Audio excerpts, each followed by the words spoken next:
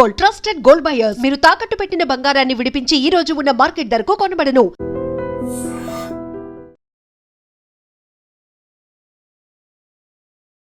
దాసరి నారాయణరావు గారు ఒక మాట అన్నారు గతంలో. ఎన్టీఆర్, ఏఎన్ఆర్ ఇద్దరు రెండు కళ్ళైతే నుదుటిన తిలకం లాంటి వాళ్ళు కాంతారావు గారు అనే ఒక మాట.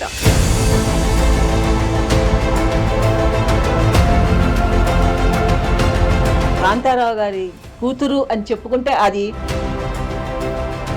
అదే ఉన్నటువంటి స్థలాన్ని అమ్ముకొని సినిమాలు కూడా నిర్మించారు ఆయన. చేశారు, లాస్ట్ లో అదే చేశారు. ఇంకా సినిమా తీయాలి అని ఎందుకోనండి, యాక్ట్ చేస్తూ ఉన్నారు. అట్లా యాక్టింగ్ లోనే ఉండి ఉంటే కత్తి వీరుడు అంటే అది ఒక కాంతారావు. అన్ని వందల సినిమాలు చేసిన తర్వాత సరైనటువంటి నిర్ణయం తీసుకోలేదా? సరైనటువంటి సలహాలు తనకి రాలేదా? బావమరుదులను, బ్రదర్స్ అనో ఇట్లా సలహాలు ఇచ్చేందుకు అయిన వాళ్ళు ఉన్నారు. కాకపోతే మా నాన్నగారికి ఎవరు లేరండి. ఆయన కరెక్ట్గా ఇంకొక సంవత్సరం మా నాన్నగారు బతికి ఉంటే ఇండస్ట్రీలో 60 సంవత్సరాలు ఆయన ఉన్నారు. వాళ్ళకి ఇన్ఫర్మేషన్ తెలుసా మరి ఇలా ఉన్నారు కాంతారావు గారు? అందరికీ తెలుసండి, ఇండస్ట్రీ మొత్తం తెలుసు. ఆయన ఒక్కటే కోరిక ఏంటంటే నేను చచ్చేంత వరకు నేను యాక్ట్ చేయాలి. కాంతారావు గారి పేరుతో ఒక పురస్కారాన్ని అయితే ప్రభుత్వం ఇచ్చింది. బట్ అదే ప్రభుత్వం కాంతారావు గారి కుటుంబాన్ని ఆదుకుందా అంటే? ఏమండి, కాంతారావు గారు లేరు, ఆయన భార్య లేదు, ఇంకా ఎవరు చూసి ఆనందించాలి చెప్పండి. ప్రభుత్వాలు ఇచ్చే వరాల కోసమో, వాళ్ళు ఇచ్చే ఇళ్ల కోసమో, వాళ్ళు ఇచ్చే డబ్బుల కోసమో మేము కోరుకోవట్లేదండి. మేము దేవుడి దయ వల్ల అంత నీచంగా అయితే లేవు. కాకపోతే ఆయనకి గుర్తింపు ఎందుకు ఇవ్వటం లేదు? ప్రభుత్వం ఇవ్వట్లేదు, మనుషులు ఇవ్వట్లేదు, ఎవరు ఇవ్వట్లేదు. కాంతారావు గారు 60 ఏళ్ల పాటు సినీ ఇండస్ట్రీలో ఉన్నప్పటికీ చివరి రోజుల్లో మాత్రం ఆయన రియలైజ్ అయ్యారు, అయ్యో ఇలా కాకుండా ఉంటే బాగుండేది, జాగ్రత్త పడి ఉంటే బాగుండేదేమో, ఈ కండిషన్ లో కాకుండా ఉంటుంటే. ఆఖరిని ఆయన ప్రాణం కూడా ఎట్లా పోయిందో తెలుసా? వెళ్ళిన తర్వాత ఇంకా మేము ఆయన కడుపున పుట్టిన 5 పిల్లలు మేము ఆయన మంచం చుట్టే ఉన్నామండి. మంచం చుట్టుంటే ఇంకా అర్థమైపోయింది. నువ్వేం బాధపడుకున్నా అని ఆ మాట అన్నాడండి. అన్న తర్వాత కంట్లోంచి ఒక్క చుక్క నీరు ఇట్లా కారిందండి. నమస్తే, welcome to iDream celeb chat with కవిత.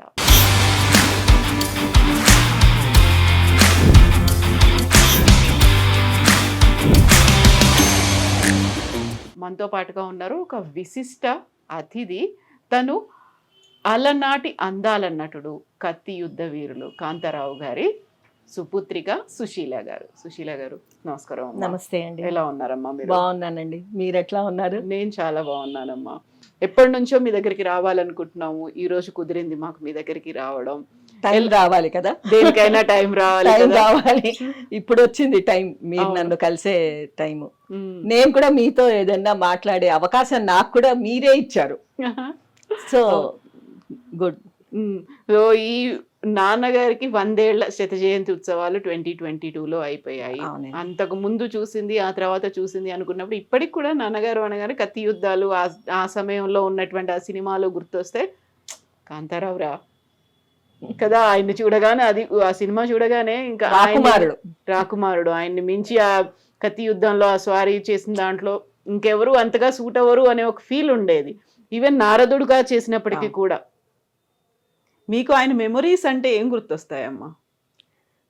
మాకు చిన్నప్పుడు ఒకటి అని కాదండి, చాలా ఉన్నాయండి మెమరీస్. అసలు ఆయనతో మేము గడిపిన ఆ రోజులే మాకు స్వీట్ మెమరీస్. చాలా బాగా చూసుకునేవారు.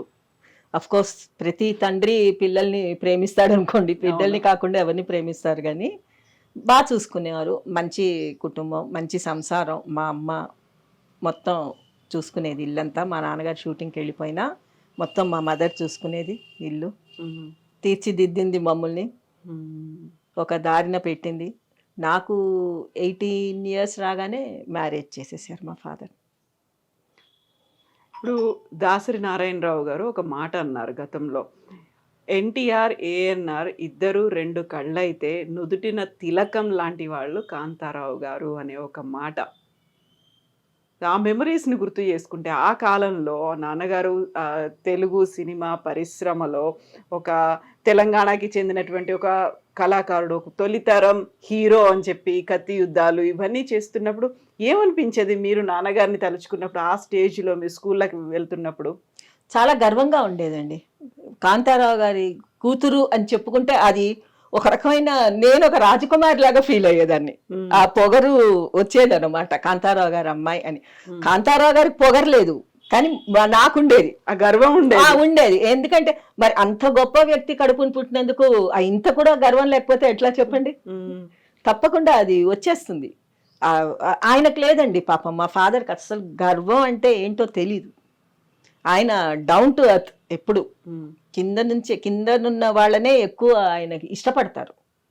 ఎందుకంటే మనం గ్రౌండ్ లెవెల్ నుంచి వచ్చామమ్మా, అందుకని మనం అట్లా. కానీ మా నాన్నగారు ఎప్పుడు గ్రౌండ్ లెవెల్ అయితే కాదండి. ఆయన ఎప్పుడు ఈ గ్రౌండ్ లెవెల్ నుంచి వచ్చే వాళ్ళ గురించి ఆలోచించేవారు. ఆయన మంచిగానే ఉంది. సో 400 ఎకరాల ఆసామి అని చెప్పొచ్చు, దొరగా పిలిచే దొర, ఆ ఊరికి దొర అండి, ఆయన ఊరికి ఆయన దొర. ఆ స్టేజ్ నుంచి సినిమాల్లోకి రావాలని ఎందుకు అనిపించింది ఆయనకు అసలు? ఆయనకి అదొక ప్యాషన్ అనుకోండి, సినిమా అంటే పిచ్చి. సినిమాలు యాక్ట్ చేయాలి అని చిన్నప్పుడు మరి థియేటర్లోకి ఏంటి ఒక సినిమా చూడాలంటే సిటీకి వచ్చి చూసేవారట మా నాన్నగారు చిన్నప్పుడు, ఫ్రెండ్స్ వేసుకొని. కోదాడు దగ్గర నుంచి హైదరాబాదు లేదా చెన్నై వెళ్ళిపోయి అక్కడ ఈ 10 మంది ఫ్రెండ్స్ని తీసుకొని వెళ్ళి అక్కడ సినిమాలు చూసి అక్కడ ఎంజాయ్ చేసి వారం రోజులు ఉండి, అప్పట్లో డబ్బులు అంటే ఇన్కమ్ ఏం లేదు కదండి, ఇంకా సినిమాల్లో చేరలే, చిన్నపిల్లవాడే మా నాన్నగారు కూడా.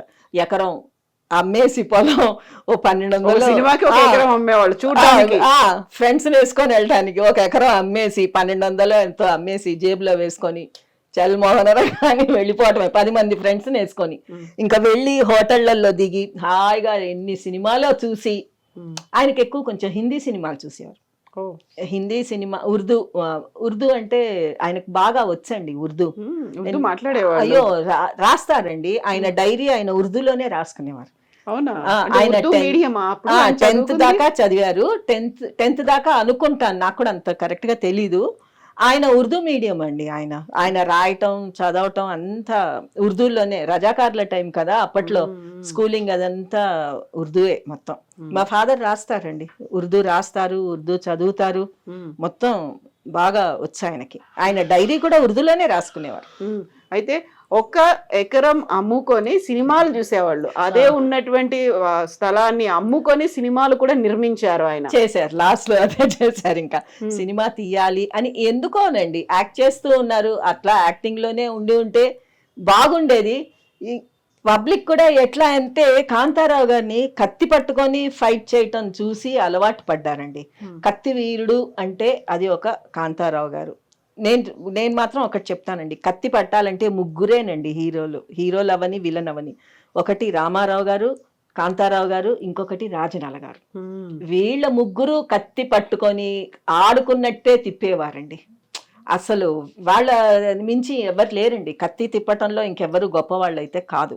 అందులో మేము ఒకసారి ఆ కత్తులు చూసామండి. ఒక్కొక్క కత్తి ఎంత బరువు ఉండేది మేడం, అసలు ఆ కత్తులు అది పట్టుకోవాలంటేనే అంత బరువు ఉంటే వీళ్ళు పట్టుకొని సునాయాసంగా చెయ్యి తిప్పుకుంటూ ఫైట్ చేసేవారు అంటే నిజంగా అది మాత్రం ఏదో మిరాకిల్ శక్తి ఉండేది. అంతే, అది ఒక శక్తేనండి. లేకపోతే మేమే ఎత్తలేకపోయేవాళ్ళం అండి, చాలా బరువు ఉండేది. పెద్ద అయిన తర్వాత కూడా మా దగ్గర ఉండేవి కొన్ని కత్తులు, పట్టాలంటే చాలా వెయిట్ ఉండేది. ఎట్లా నాన్న మీరు ఎట్లా ఎత్తారంటే వచ్చేస్తుందమ్మా అంతే. ఆ టైంలో ఎనర్జీ వచ్చేస్తుంది ఆటోమేటిక్ గా. ఆ ఎనర్జీతో పాటు చెయ్యాలి అని ఒక పట్టుదల అండి, చెయ్యాలి అంతే. మా నాన్నగారు గుర్రం ఇది కూడా నేర్చుకున్నారండి, గుర్రం సవారీ నేర్చుకున్నారు. తర్వాత కత్తి ఫైట్ కూడా ఇంటికి వచ్చేవాడు, మాధవన్ అని చెప్పి ఒక స్టంట్ మాస్టర్ ఉండేవాడు, ఆయన వచ్చి నేర్పించేవాడు. గుర్రం సవారీలు కూడా, గుర్రం ఎక్కటం. మా నాన్నగారు అన్నిటికంటే రాజకుమారుడు అంటే నిజంగా రాకుమారుడేనండి.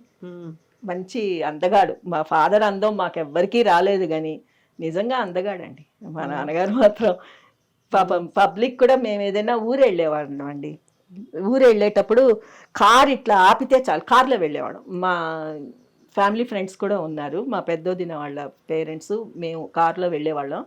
వెళ్ళినప్పుడు ఎక్కడైనా ఊర్లో కార్ ఆపితే అది తమిళనాడు అయినా సరే వాళ్ళు ఏం గుర్తుపడతారండి. అడే అడే ఆంధ్ర ఎంజీఆర్ రా, ఆంధ్ర ఎంజీఆర్. మా నాన్నగారికి పేరు ఆంధ్ర ఎంజీఆర్, ఆంధ్ర ఎంజీఆర్ అని పేరు వచ్చింది ఆయనకి. ఎందుకంటే కొంచెం సైడ్ కట్ వాళ్ళకి ఎంజీఆర్ లాగా కనిపిస్తారు అని చెప్పి వాళ్ళు ఆంధ్ర ఎంజీఆర్ అని చెప్పి ఏమి గుర్తింపండి అసలు. అభిమానులండి, పిచ్చ అభిమానులండి. మా నాన్నగారికి ఆస్తి అంటే ఏది లేదండి, ఆయన అభిమానులే ఆయనకు ఆస్తి. సో అభిమానులే ఆస్తి అనుకున్నప్పుడు ఆయన తనకున్నటువంటి 400 ఎకరాల ఆస్తిని కరిగించేసి స్టార్టింగ్లో సినిమాలు చూసినా ఆ తర్వాత సినిమాలు తీసినప్పటికీ కూడా రావలసినటువంటి గుర్తింపు అభిమానుల్లో కాకుండా పరిశ్రమ నుంచి వచ్చిందా? రాలేదండి. నేను చెప్తున్నాను కదా, ఆయన చేసిన పొరపాటు ఏంటంటే ఆ రోజుల్లో కత్తి యుద్ధం తీసే సినిమాలు ఆయన యాక్ట్ చేసి సడన్ గా సంగీతం మీద దీంతో సప్తస్వరాలని ఒక సినిమా తీశారు. అది కంప్లీట్ గా సంగీతం మీద బేస్ చేసి తీశారండి. ఈయన కత్తి యుద్ధం చేసే హీరో, గుర్రాలు ఎక్కి ఫైట్ చేసే హీరో సంగీతం మీద పడితే పబ్లిక్ చేయలేదు, చూడలేదు. మిజరబుల్ ఫ్లాప్ అండి అది. సప్తస్వరాలని తీశారు. ఆయన టేస్ట్ తగ్గట్టు ఆయనకు కావాలి అనుకొని తీశాడు సంగీతం మీద, కానీ అది ఆయనకు సెట్ అవ్వలేదు ఆ క్యారెక్టర్. తర్వాత రెండో సినిమా తీశారు గండ్రగండడని, అది కత్తి ఫైట్ మొత్తం, రాకుమారి కత్తి ఫైట్ విలను అంతా, అది బాపోయిందండి, అది మంచిగా ఆడింది. తర్వాత ఇంకోటి తీశారు ప్రేమజీవులు అని చెప్పి, అది మామూలు సోషల్ మూవీ తీశారు. అది అసలు మొత్తం అడుగు గీకేసింది అనమాట, అడుగు దాకా గీకి పెట్టేసింది ఆ సినిమా. కృష్ణ గారితో చేసింది. అందులో నాన్నగారు కూడా ఇంకొక అప్పుడే కృష్ణ గారు కూడా అన్నట్టండి, వద్దు కాంతారావు గారు ఈ సినిమా తీయకండి, నాకు పోతుందని. అంత కొంచెం క్రిస్టియన్ సబ్జెక్ట్ అనమాట, ఇది ఆడుతుందని నమ్మకం లేదు, తీయద్దు అని చాలా చెప్పారు కృష్ణ గారు. కాకపోతే మా నాన్నగారు కొంచెం మొండి అండి, ఆయన ఏదైనా కావాలి అనుకుంటే చేయాల్సిందే, అది ఎవరి మాట అయినా సరే పట్టుబట్టుకున్నారంటే ఇంకా అది చేశారు. అట్లా చేతులు కాల్చుకున్నారు. దాని తర్వాత ఇంకొక సినిమా కౌబాయ్ మూవీ తీశారండి, గుండెలు తీసిన మొనగాడని తీశారు. కానీ చేసిన పొరపాటు ఏంటంటే ఆయన యాక్ట్ చేసే బదులు కృష్ణ గారిని కానీ ఎవరన్నా పెట్టి ఉంటే డెఫినెట్గా హిట్. అది గుమ్నాం బేస్ చేసి తీశారు, హిందీ పిక్చర్ గుమ్నాం, దాన్ని బేస్ చేసి తీశారు. సరే, అది ఒకటి బిజినెస్ అవ్వలేదు. పిక్చర్ బాగానే వచ్చింది కానీ బిజినెస్ కాలేదు ఆ పిక్చర్. చాలా తీసిన తర్వాత ఇంచుమించు 1 year దాకా ఆగిపోయింది రిలీజ్ అవ్వకుండా. ఇప్పుడు ఇన్ని ఎక్స్పీరియన్స్, అన్నేళ్ళ ఎక్స్పీరియన్స్ ఉంది, అన్ని 100 సినిమాలు చేసిన తర్వాత సరైనటువంటి నిర్ణయం తీసుకోలేదా? సరైనటువంటి సలహాలు తనకి రాలేదా? సలహాలు కాదండి ఏమండి, ప్రతి ఒక్క ఆర్టిస్ట్కి బ్యాక్గ్రౌండ్ ఉందండి, ఫ్యామిలీ బ్యాక్గ్రౌండ్ ఉంది వాళ్ళకి. బావమరుదులనో బ్రదర్స్ అనో ఇట్లా సలహాలు ఇచ్చేందుకు అయిన వాళ్ళు ఉన్నారు. కాకపోతే మా నాన్నగారికి ఎవరు లేరండి అయిన వాళ్ళు. ఆయన ఒక్కడే కొడుకు, మా మదర్ ఒక్కతే కూతురు. సో ఇటు మేనమామలు వాళ్ళు ఎవరు లేరు, అటు మేనత్తలు కానీ వాళ్ళు కానీ సలహా ఇచ్చేందుకు కూడా ఎవరు లేరండి. ఆయన ఒక్కడే కొడుకు, ఈవిడ ఒక్కతే కూతురు. ఇంకా ఆయన ఆడింది ఆట, పాడింది పాట. ఆయన ఇష్టం వచ్చినట్టు సలహా ఇచ్చేవారు, ఇది చెయ్యకు, ఇది మంచిది కాదు. ఒకవేళ ఫ్రెండ్స్ చెప్తే అసలు లెక్క చేసే పెద్ద పట్టించుకునేవారు కాదు. ఏం లేదు, బాగానే ఉంటుందని. చూడండి సామెత ఉంది చూడండి, చేతులు కాలాక ఆకులు పట్టుకొని లాభం ఏంటన్నట్టు లాస్ట్లో రిపెంట్ అయ్యారు. రిపెంట్ అయిన తర్వాత కూడా ఊరుకుంటే బాగుండేది. ఇల్లు అమ్మేశారు, పెద్ద ఇల్లు అండి మాది, చాలా పెద్ద ప్యాలెస్ లాంటి ఇల్లు. ముందు పక్కే మాకు ఇప్పుడు ఈ ఇల్లు అక్కడి నుంచి అంతవరకు ముందు పక్క స్థలం 2 ఇళ్ళు కట్టేంత స్థలం అనమాట. ముందు పక్క బ్యాక్ సైడ్ ఒక ఇల్లు కట్టేంత స్థలం, మధ్యలో మా ఇల్లు, పెద్ద ఇల్లు చెన్నైలో 3 అంతస్తులు, చాలా బాగుండేది. అది ఇంకా లాస్ట్లో అమ్మేసుకోవాలి. మేము చెన్నైకి వెళ్ళినప్పుడు కాట్రగడ్డ ప్రసాద్ గారు నిర్మాత ఉన్నారు కదా, ఆయన ఇంటికి వెళ్ళినప్పుడు ఆయన చెప్పారన్నట్టు మాకు, ఈ ప్లేస్ కాంతారావు గారిది, కాంతారావు గారు ఉన్నటువంటి ప్రాంతం ఇది, దాన్ని అమ్మేసుకోవాల్సి వచ్చింది, ఆ తర్వాత ఇక్కడ అపార్ట్మెంట్లు వచ్చాయి, అందులో మేము ఉంటున్నాము అనేది చెప్పారు ఆయన. సో ఈ చుట్టూ ఏరియా అంతా ఆయనదే అని. అంత ఆస్తి ఉన్నప్పుడు దాన్ని ఎందుకని ప్రాపర్గా మెయింటైన్ చేసుకోలేకపోయారు? ఎక్కడ లోపం ఉంది? సలహా లేదు, మెయింటెనెన్స్ లేదు. అంటే పిల్లలు చిన్నవాళ్ళు ఎవరు చేతికి ఎదిగి రాలేదు ఆయనకు అప్పటికి. ఇంకా ఆయన బిజీగా ఉండేవాడు ఆ రోజుల్లో, పెద్ద పట్టించుకునేవారు కాదండి. నాకైతే టైం అండి, మీరేమన్నా అనుకోండి, అది పోయే టైం వచ్చింది. ఆయన ఎట్లా సంపాదించాడో అట్లా పోయింది అంతే. ఆయన టైం బ్యాడ్ టైం అండి, అంతకంటే ఇంకేమంటాం. అది ఆలోచనలు రాకుండా మామూలుగా ఉండటం కూడా, అది కూడా దేవుడు అంత శక్తి ఇవ్వలేదు, ఆలోచించుకునేంత శక్తి కూడా ఇవ్వలేదంటే అది ప్రాప్తం లేదు అనే అర్థం మనకి. లేకపోతే 400 ఎకరాలు కూడా పోవటం ఏంటండి? అదే ఆయనతో ఉన్నటువంటి ఆ కాంటెంపరీలు అందరూ కూడా మంచి పొజిషన్లో ఉన్నారు. వాళ్ళ తర్వాత తరం కావచ్చు, వాళ్ళ వారసులు కావచ్చు, ఇప్పటికీ సినిమా ఇండస్ట్రీలోనే ఉన్నారు. వాళ్ళే సూపర్ స్టార్లుగా కనిపిస్తూ ఉన్నారు. సో కాంతారావు గారు అలా వెళ్ళిపోయారు. ఇంకా ఆ తర్వాత ఎవరూ రాలేదు ఎందుకు మీ ఫ్యామిలీ నుంచి? అంటే మా నాన్నగారికి ఇంకా ఇష్టం లేదండి, సినిమా ఇండస్ట్రీ వద్దనుకున్నారు. ఫిల్మ్ ఇండస్ట్రీ వద్దు, నా వరకు వచ్చింది, నేను నెగ్గుకొచ్చాను, అంతమందిలో కూడా నేను నెగ్గుకొచ్చాను, చేశాను, ఇండస్ట్రీ మనకు వద్దు నాన్న, మనకి సరిపడదు, ఉద్యోగాలు చేసుకోండి, హ్యాపీగా బతకండి, ఏదన్నా అవని, నెల జీతం అన్నది నెల అయ్యేటప్పటికి మనకి చేతిలో డబ్బులు పడతాయి, మీ కాపురాలు మీ సంసారం గడిచేంత చూసుకోండి చాలు. ఏమండి ఎవ్వరు అంత అత్యాశ కూడా లేదండి మాకు, చాలు ఇప్పుడు ఇంతలో ఉన్నాం, హ్యాపీగా ఉన్నామండి మేము. సో పెద్ద తమ్ముడు మీ రాజా, తను అయితే సినిమాలో సుడిగుండాలు వేశాడు, కొన్ని సినిమాలు చేశాడు. ఆ తర్వాత నంది అవార్డు కూడా వచ్చింది. ఫస్ట్ మూవీ సుడిగుండాల్లో నంది అవార్డు వచ్చింది. మరి ఆ తర్వాత ఎందుకు కంటిన్యూ చేయలేదు? చేయనివ్వలేదు, మా ఫాదర్కి ఇష్టం లేదు, ఆయనకి ఇండస్ట్రీ వద్దు అనుకున్నారండి. ఇంకా ఆయన అంటే నెగ్గుకొచ్చారు, ఇప్పుడు పిల్లలు కష్టం అవుతుంది, నెగ్గుకు రాలేరని చెప్పి ఆయన దూరపు ఆలోచన ఏంటో తెలియదు అనుకోండి, వద్దు అనేసి ఆపేశారు. వద్దు నాన్న అన్నారు, మీరు చదువుకోండి, మీకు చదువు ఎంత చదువు, ఆ చదువులు కూడా ఎక్కువ ఏం చదవలేదులేండి, చదువుకున్నంత మట్టుకు చదువుకున్నారు, అయిపోయింది. ఈ సినీ ఇండస్ట్రీలో ఆయన ఉన్నప్పుడు, అన్ని దశాబ్దాల పాటు ఉన్నప్పుడు, ఆయన ఏదన్నా వివక్ష లాంటిదో లేకపోతే ఆయన అంటే కొంచెం పడకుండా అలా ఏమన్నా ఉండేదా? లేదండి, ఆయన ఎవ్వరికీ ఏమీ ఇదిగా లేరు, అందరికీ మంచిగానే ఉండేవారండి, ఒక నోట్లో నాలుకలాగా ఉండేవారు మా నాన్నగారు. ఎవరితో శత్రుత్వం అన్నది లేదు ఆయనకి, మంచిగానే ఉండేవాడు, ఒక ఫ్రెండ్గానే ఉండేవారు. ప్రొడ్యూసర్లకు కూడా చాలా కోఆపరేట్ చేసేవారు. ఏ ప్రొడ్యూసర్ కూడా మేము కాంతారావు గారి వల్ల మాకు ఇబ్బంది పడ్డాము, ఆయన షూటింగ్కి రాకుండా మమ్మల్ని ఏడిపించాడు, ఆ పేరు కూడా లేదండి. ఏమండి ప్రొద్దున్న 7ంటికి షూటింగ్ అంటే మా నాన్నగారు 4ంటికే లేచి 5ంటికి అంతా స్నానం చేసి 6ంటికి బ్రేక్ఫాస్ట్ చేసేసి రెడీగా కూర్చునేవారండి. అంతే, ఇంకా అది మాత్రం డిసిప్లిన్ ఎన్టీ రామారావు గారి దగ్గర నుంచే నేర్చుకున్నారు.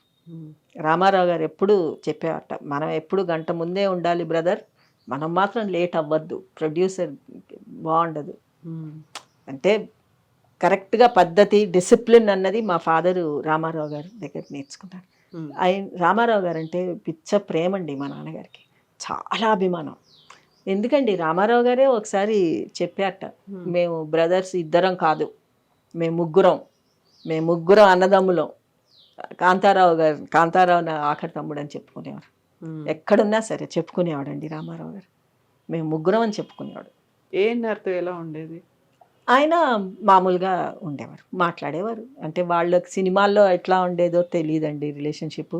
మేము ఇక్కడ చెన్నైలో ఏదైనా షూటింగ్ ఉంటే వెళ్ళాలి అనుకుంటే నచ్చితే వెళ్ళేవాళ్ళం, లేకపోతే ఎక్కువ వెళ్ళేవాళ్ళం కాదు మేడం. మేము షూటింగ్లోకి వెళ్ళటం అదేమీ లేదు, ఏదో స్కూల్కి వెళ్ళటం, ఇంటికి రావటం, ఆడుకోవటం, ఇంతవరకే మాకు, ఇంకా మిగతా ఇది తెలీదు. మీరు బ్రాహ్మణ్ అని అలా ఏమన్నా చూసేవాళ్ళ? కొంచెం ఉంటుంది కదండి, అంతే, ఒక అమ్మ డామినేషన్ ఉంది కదా, కొంచెం బ్రాహ్మిన్స్ అన్నది తక్కువ. ఇప్పుడు వస్తున్నారు, ఇప్పుడు అన్ని రకాలు ఉన్నారు, కానీ అది ఎందుకో అంతే వచ్చింది. ఎంత డామినేషన్ అన్నా కానీ నాన్నగారికి ఉండేటువంటి ప్లేస్, నాన్నగారికి ఉన్నటువంటి పాత్రలో నాన్నగారే చేయాలి అని ఉండేది కదా అక్కడ. నారదుడు అంటే కాంతారావు గారేనండి, మాకు కూడా చాలా ఇష్టం అండి. మా నాన్నగారు వేసిన అన్ని క్యారెక్టర్స్లోకి నారదుడు పాత్ర అంటే చాలా, అందులో అసలు ఇంకా నిజంగా నారదుడు అట్లాగే ఉండేవాడేమో అనిపిస్తుంది. ఇంకా రాముడు కృష్ణుడు అంటే రామారావు గారి లాగే ఉండేవాడేమో, నిజంగా రాముడు కృష్ణుడు అసలు అంత అందంగా కూడా ఉండేవాడో లేదో తెలియదు మనకి. అట్లా కొన్ని క్యారెక్టర్స్ కొంతమందికేనండి. ఇప్పుడు రావణాసుడు అంటే ఎస్వి రంగారావు, ఏంటంటే వాళ్ళు ఆ క్యారెక్టర్ వేయటం మూలానో ఆ క్యారెక్టర్స్కి నిజంగా జీవం పోసారు, వాళ్ళు లైఫ్ ఇచ్చారు కొన్ని క్యారెక్టర్స్కి. వాళ్ళే సీత అంటే అంజలిదేవి గారు, అసలు ఆ ఫేస్లోనే ఉంటుందండి సీత, ఆ సాఫ్ట్నెస్. అంజలి గారి ఫేస్ చూస్తేనే చాలా సాఫ్ట్గా ఉంటుంది. ఎంతమందో వేశారు సీతలు, కానీ ఆవిడని ఎవరు బీటౌట్ చేయలేదు. లవకుశే సినిమా లవకుశే, సో ఇప్పుడు కమ్మ డామినేషన్ ఎక్కువ ఉంది, లేకుంటే బ్రాహ్మణ్ అనేసరికి కొంచెం ఎందుకో డిఫరెన్సెస్ ఉన్నాయి అనే ఫీల్ ఎప్పుడైనా నాన్నగారు చెప్పుకున్నారు, ఎక్స్ప్రెస్ చేశారా? లేదండి, ఎప్పుడు చెప్పలేదు. ఎప్పుడు ఆయన మరి బాధపడ్డారేమో తెలీదు, కానీ మాతోటైతే ఎప్పుడు ఎక్స్ప్రెస్ చేయలేదు. ఆయన ఎక్కువ సినిమాల గురించి ఎక్కువ మాట్లాడేవారు కాదు మేడం మాతో. మరి డామినేషన్ అని మీకు ఎందుకు అనిపించింది అలా? మాకు అనిపించిందండి, ఎందుకో మేము పెద్దయ్యాక మాకు అనిపించిందండి. చిన్నపిల్లలప్పుడు మాకు అవేమీ తెలియవు, ఆ తేడాలు ఏం తెలీదు. తర్వాత ఇంకా మాకు రియలైజేషన్ వచ్చాక ఈయన ఎందుకు, ఎక్కడ అసలు లోపం, పొరపాటు ఎక్కడ జరిగింది ఏంటి అన్నాక అప్పుడు ఎందుకో అనిపించింది. అంతమంది పెద్ద పెద్ద స్టార్స్ మధ్యలో ఈయనొక్కడు నెగ్గుకొని వచ్చాడు, అన్నేళ్ళు వచ్చాడంటేనే గొప్ప అండి. ఏమండి 60 years అండి ఆయన. కరెక్ట్గా ఇంకొక సంవత్సరం మా నాన్నగారు బతికి ఉంటే ఇండస్ట్రీలో 60 సంవత్సరాలు ఆయన ఉన్నారండి. ఒక షష్టి పూర్తి అయ్యేది. 60 సంవత్సరాలు ఇండస్ట్రీలోనే ఉన్నారండి ఆయన. ఆయనకు సినిమా తప్ప ఇంకా వేరే ఏం తెలీదు, ప్రపంచం లేదు ఆయనకి. సినిమా ప్రపంచమే ప్రపంచం. ఆ కాలంలో ఉన్నటువంటి నటులు చాలా మంది సినిమాల్లో వచ్చినటువంటి డబ్బులతో రియల్ ఎస్టేట్ వైపు వెళ్ళారు, లేకుంటే బిజినెస్లు పెట్టుకున్నారు, ఒక ప్రొడక్షన్ హౌస్ పెట్టుకొని సినిమాలు కూడా నిర్మించారు. ఇవన్నీ చేసిన తర్వాత వాళ్ళని చూసినప్పుడు నాన్నగారు ఏమనేవాళ్ళు? తను కొంచెం అక్కడ సక్సెస్ అవ్వలేకపోయారు, అప్పటికే అయిపోయిందండి అన్ని. అవన్నీ చూసి రియలైజేషన్ వచ్చేసరికి చేతులు కాల్చేసుకున్నారు, అయిపోయింది, అన్ని పోగొట్టుకున్నారు అప్పటికే. కానీ ఇది మురళీమోహన్ గారు మంచి సలహాలు ఇచ్చారు అందరికీ. అట్లా సలహాలు ఇచ్చేవాళ్ళు ఆ రోజుల్లో మా నాన్నగారికి ఎవరన్నా ఉండుంటే ఎక్కడో ల్యాండ్స్ కొని పెట్టేసేవారేమో. లేదు, అప్పట్లో ఎవరు అటువంటి సలహాలు ఏమి ఇవ్వలేదు. పోనీ మురళీమోహన్ గారు నాన్నగారికి ఇవ్వలేదా? ఎవరు ఇవ్వలేదండి, ఎవరు ఏమి ఇవ్వలేదు. అందరూ మాట్లాడారు, ఎవరు ఏమి ఇవ్వలేదు. ఏమండి మనిషి బతికున్నప్పుడు కావాలండి, ఆ మనిషి బతికున్నప్పుడు అంతంతగానే ఇదైంది, ఇంకా పోయాక ఇంకా మాకు అంత ఇంట్రెస్ట్ లేదండి. అసలు మనిషే పోయాడు, ఆయన కట్టుకున్న ఆయన వైఫ్ పోయింది, ఇంకా మాకెందుకండి చెప్పండి. శోభన్ బాబు గారు, ఆ తర్వాత మురళీమోహన్ గారు, వీళ్ళు చాలా ఎక్కువగా భూముల మీద ఇన్వెస్ట్ చేశారు అనేది ఒక రకంగా రియల్ ఎస్టేట్ అంటే ఏంటి అనేది ఫిల్మ్ ఇండస్ట్రీ కాలంలోనే. అవును, మురళీమోహన్ గారి ద్వారానే తెలిసింది అసలు రియల్ ఎస్టేట్ ఎట్లా ఎట్లా చేయాలి, ఒక ఆర్టిస్ట్ డబ్బులు ఉంటే ఎట్లా మనం జాగ్రత్త చేసుకోవాలి అన్నది ఆయన వల్ల నేర్చుకున్నారండి. హీరోలు అందరూ నేర్చుకున్నారు, ఆర్టిస్టులు అందరూ కూడా ఫాలో అయ్యారు. ఇప్పుడు ఈ రోజుకి ఫాలో అయ్యారు, కోటీశ్వర్లు ఈ రోజుకి. ఏముందండి, ఒక్కొక్క చోట ల్యాండ్ ఉందంటే బోల్డ్ అంత డబ్బు. మేము చిన్నప్పుడు ఇక్కడ హైదరాబాద్లో 10 రూపాయలండి, అప్పుడు ఇస్తాం ల్యాండ్ అంటే మా నాన్నగారు అబ్బాయి వద్దులేండి అన్న. 10 రూపాయలకి గజమా ఎంతో ఏదో అంటారు చూడండి, అప్పట్లో 10 రూపాయలు, చాలా ఏళ్ల క్రితం.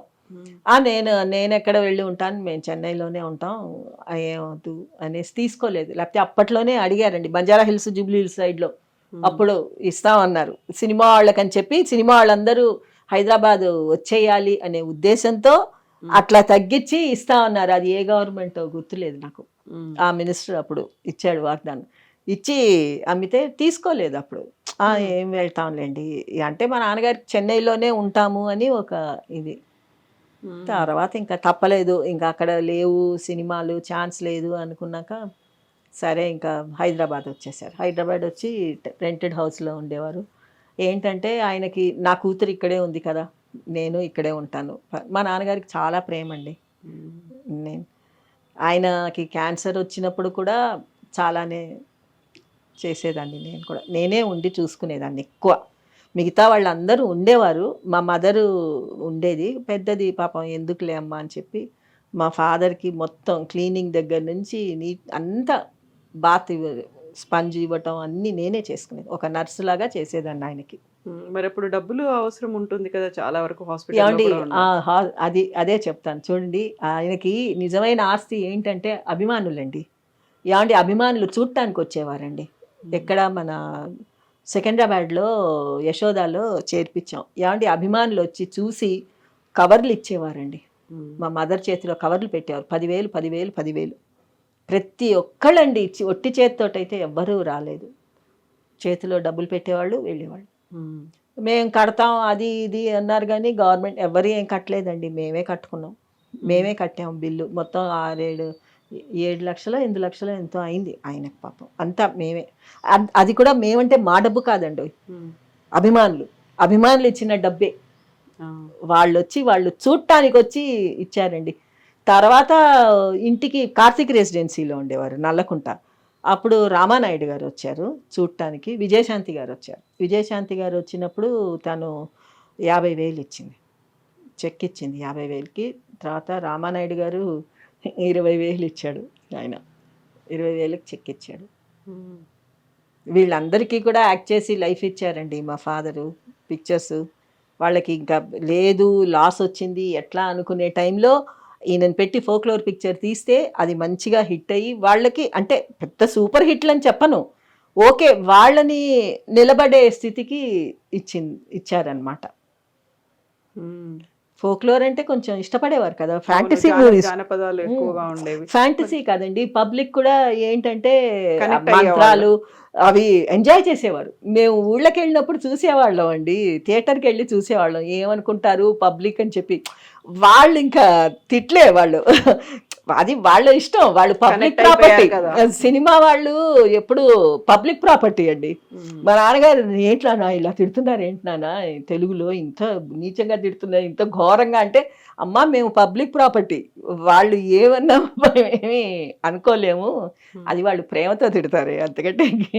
అంటే ఏంటంటే వాళ్ళకి ఆ క్యూరియాసిటీ సినిమాలో, ఒరే పోరా పోరా ఇంకా తిట్లే, వెళ్ళు రాకుమార్ని కాపాడు, ఇంతే. మేము ఊళ్ళకి వెళ్ళినప్పుడు చూసేవాళ్ళం మేడం. తర్వాత మెడ్రాస్ అగ్గిదొర అని ఒక సినిమా వచ్చిందండి, నాన్నగారు భారతి యాక్ట్ చేశారు, అందులో సత్యనారాయణ గారు విలన్. ఆ సినిమా ఒకటి అసలు సూపర్ హిట్ అండి, అది అగ్గిదొర అని చెప్పి. ఇప్పుడు విజయశాంతి రెస్పాండ్ అయ్యారు, ఆ తర్వాత రామానాయుడు రెస్పాండ్ అయ్యారు, ఫిల్మ్ ఇండస్ట్రీ నుంచి లేదండి ఇంకెవరు లేరు, ఇంకెవరు రెస్పాండ్ అవ్వలేదు. మీరు వాళ్ళ దగ్గరికి లేదండి వెళ్ళలేదు, వాళ్ళకి ఇన్ఫర్మేషన్ తెలుసా మరి ఇలా ఉన్నారు కాంతారావు గారు? అందరికీ తెలుసు అండి, ఇండస్ట్రీ మొత్తం తెలుసు, అందరికీ తెలుసు.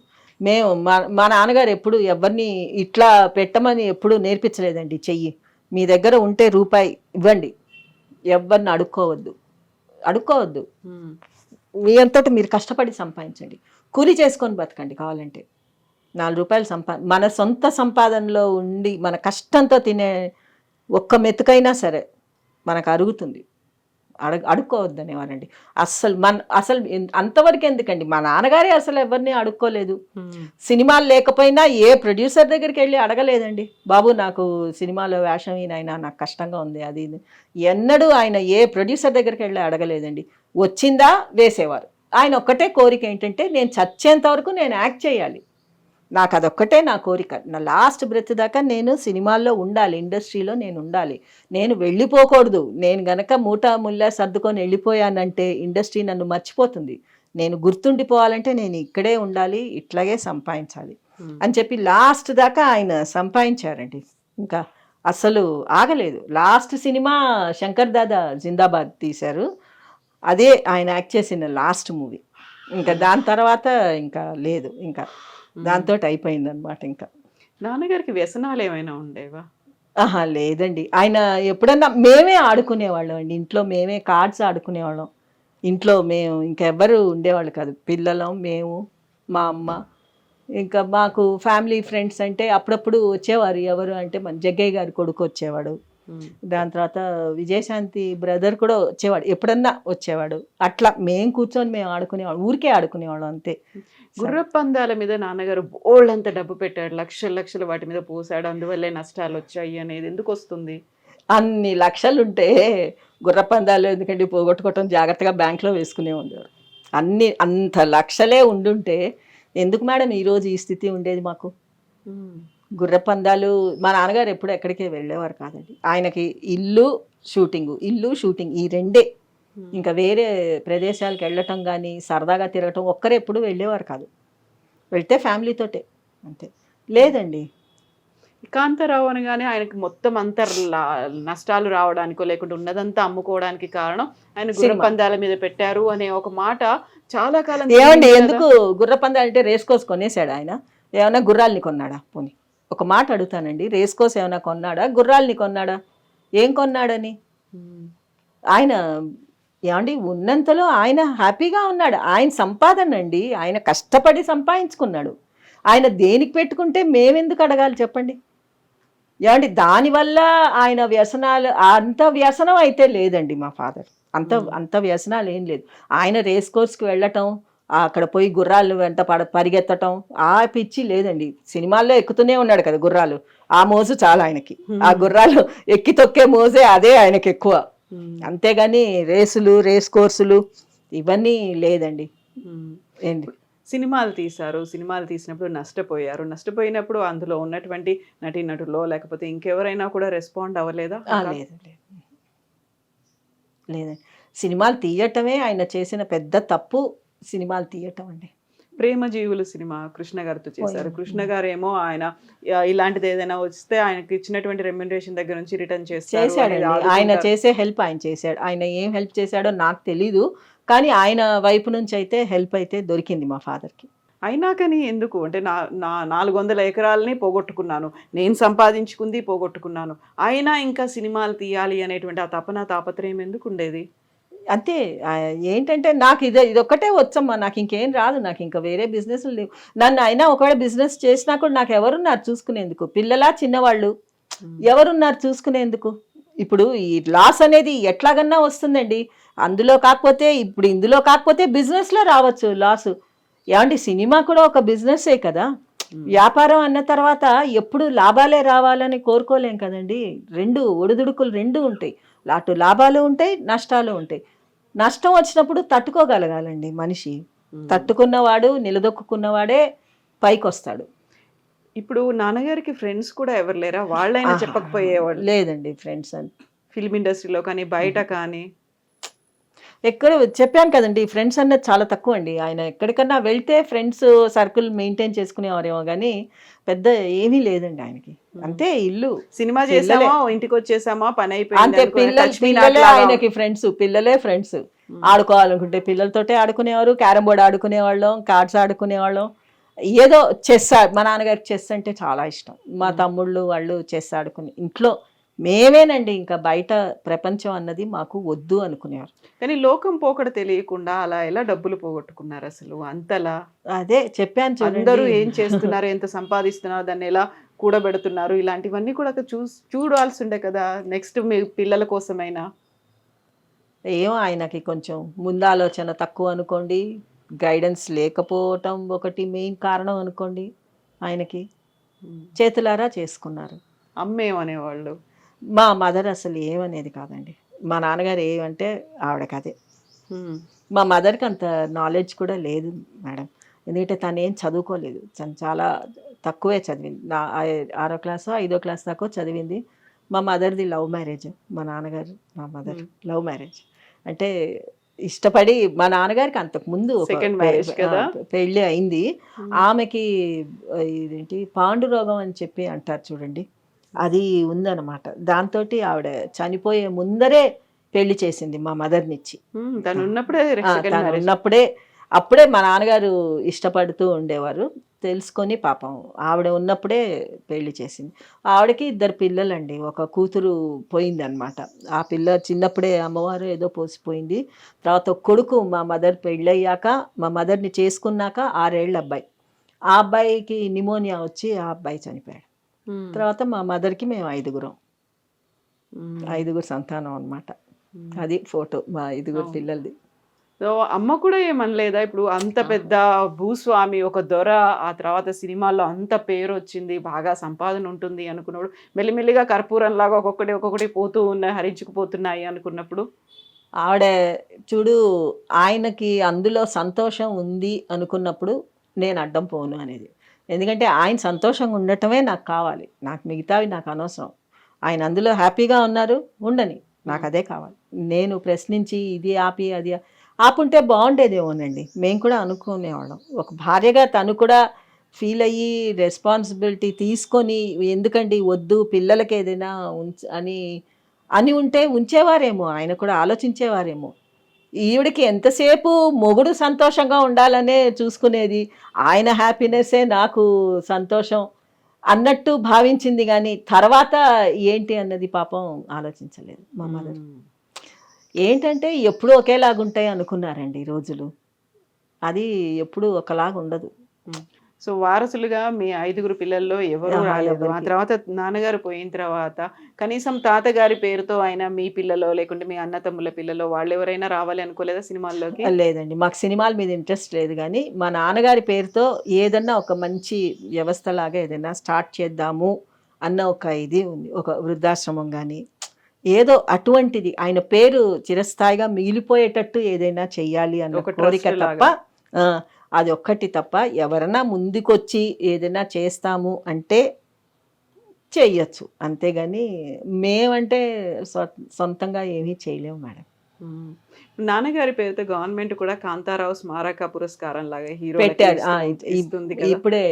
ఇప్పుడే స్టార్ట్ అయింది. మొన్న పోయిన సంవత్సరం పోయిన ఆయన విజయ్ దేవరకొండకి ఇచ్చారు ఫస్ట్ కాంతారావు గారి అవార్డుని. చాలా సంతోషం అనిపించింది మేడం. నాకైతే నిజంగా చెప్తున్నాను, ఆ రోజు విన్న తర్వాత అది ఒక పెద్ద పండగలాగా అనిపించింది. ఎందుకలా? ఇన్ని సంవత్సరాలకి కాంతారావు గారు కూడా ఒక ఆర్టిస్ట్ అని గుర్తొచ్చింది చూడండి పబ్లిక్కి.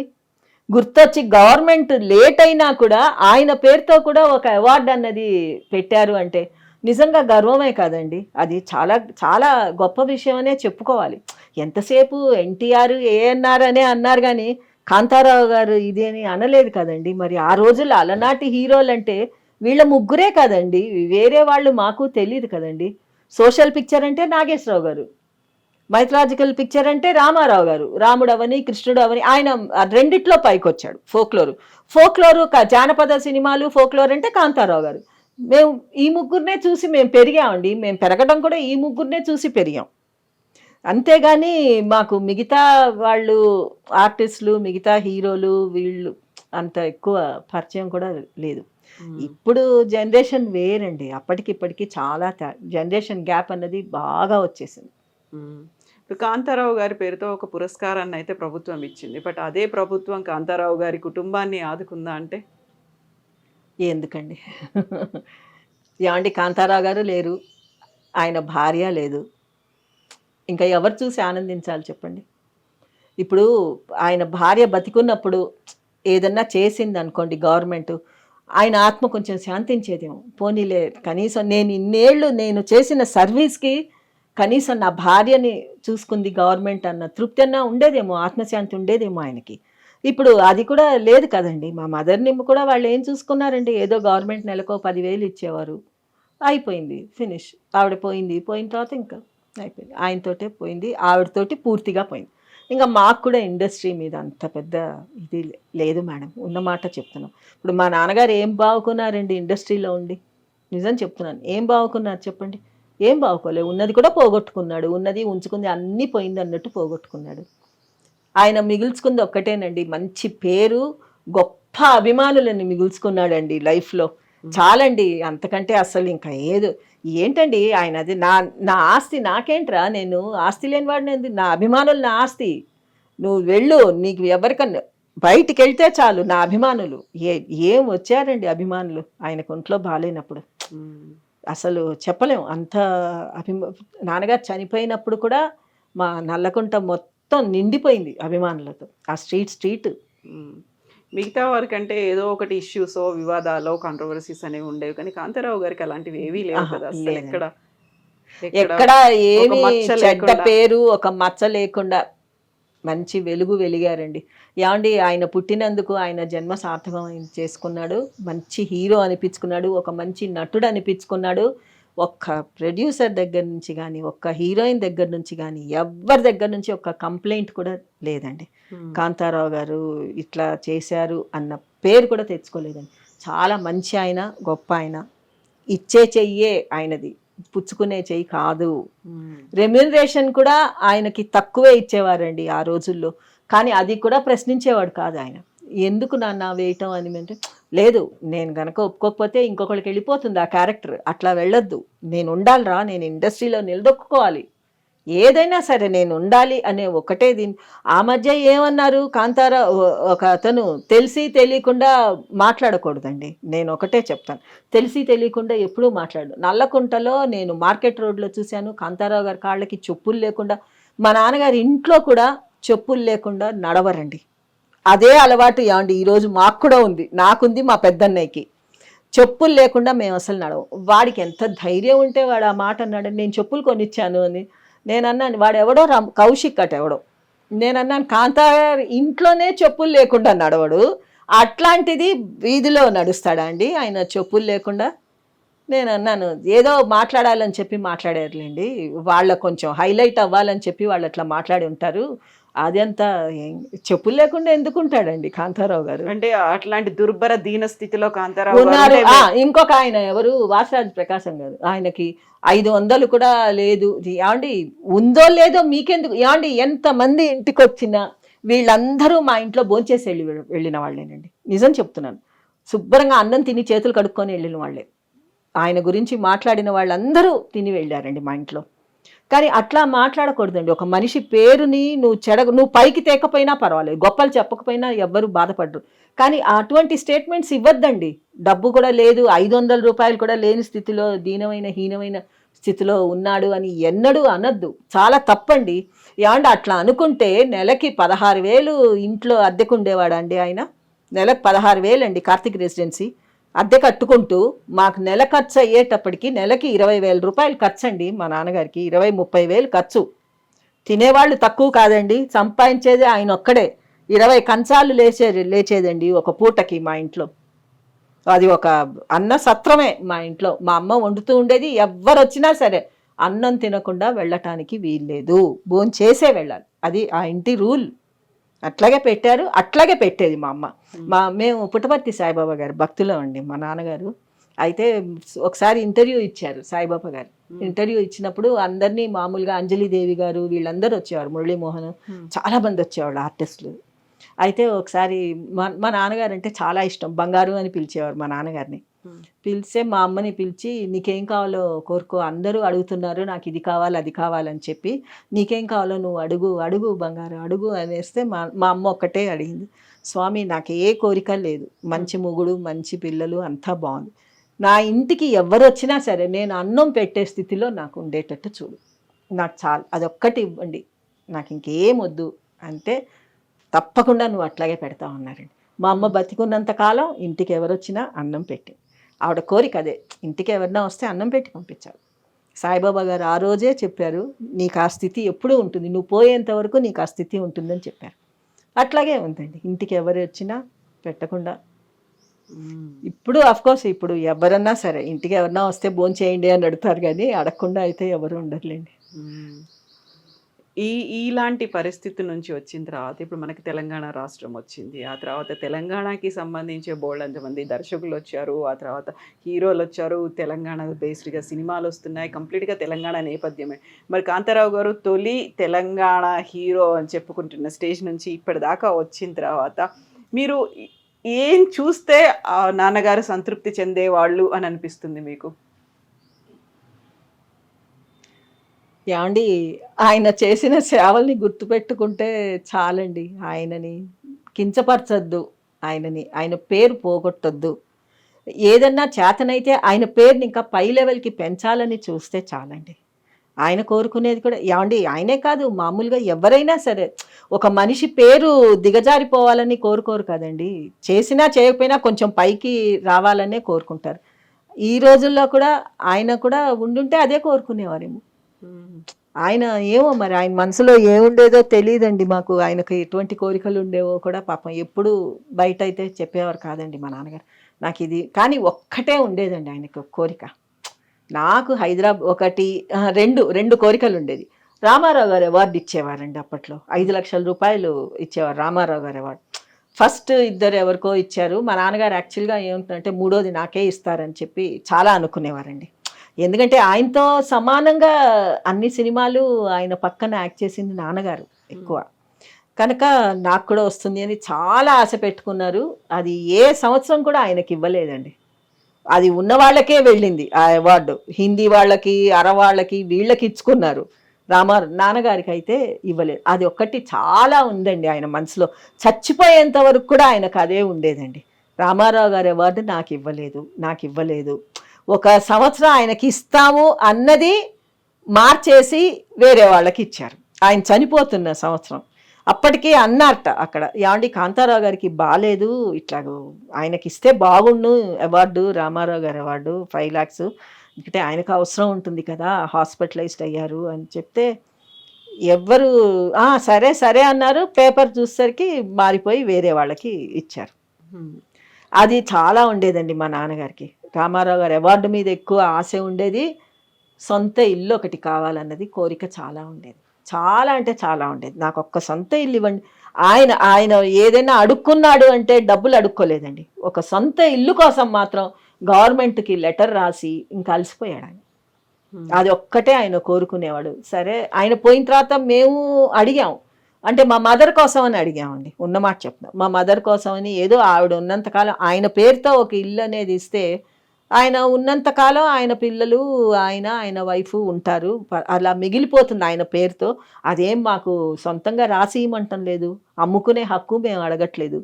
అందులో ఉన్నట్టు ఉండేటట్టు ఇచ్చి ఉంటే బాగుండేది. అట్లా కూడా ఏమీ ఇవ్వలేదు మేడం, గవర్నమెంట్ ఏం ముందుకు రాలేదు, ఇల్లు లేదు, ఏమీ లేదు.